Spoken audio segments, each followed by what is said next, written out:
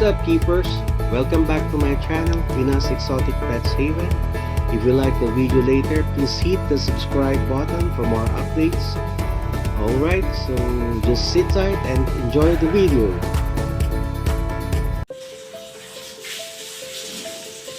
So hello guys, what's up?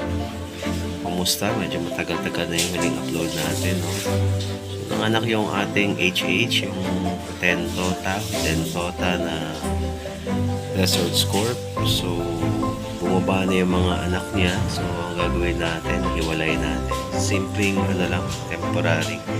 Pero dito natin sila palalaki ng konti.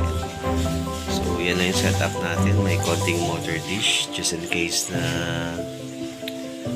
gusto nila, kasi ito yung parang clay medyo magiging super dry, no? Tsaka mga konting fine dust ng coco peat, tsaka peat moss para may konting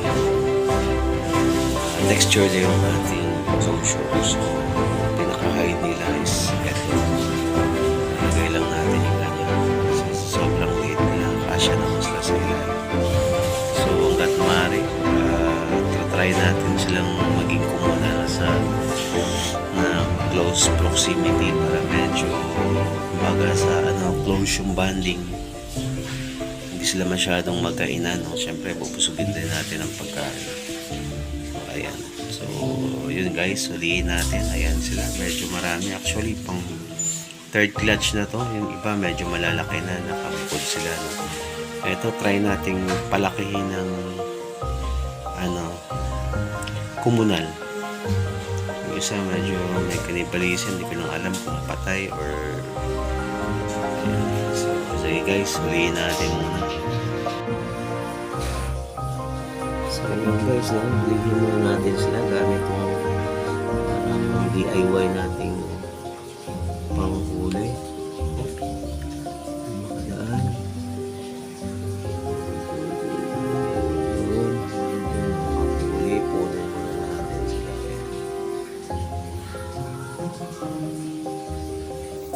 So that's one.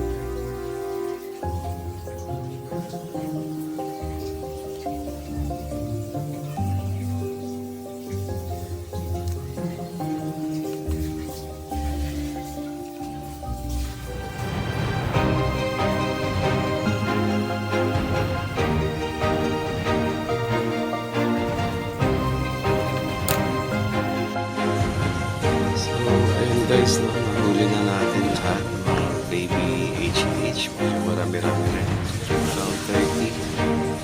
So, nililipatan natin sila. Lagay ko na rin yung patay na dubia. Just in case later, baka trip nilang kainin. Kasi usually mga nag-scavenge sila ng mga foods. Pag ganitong kaliliit pa. So, ayan, nalagay na natin.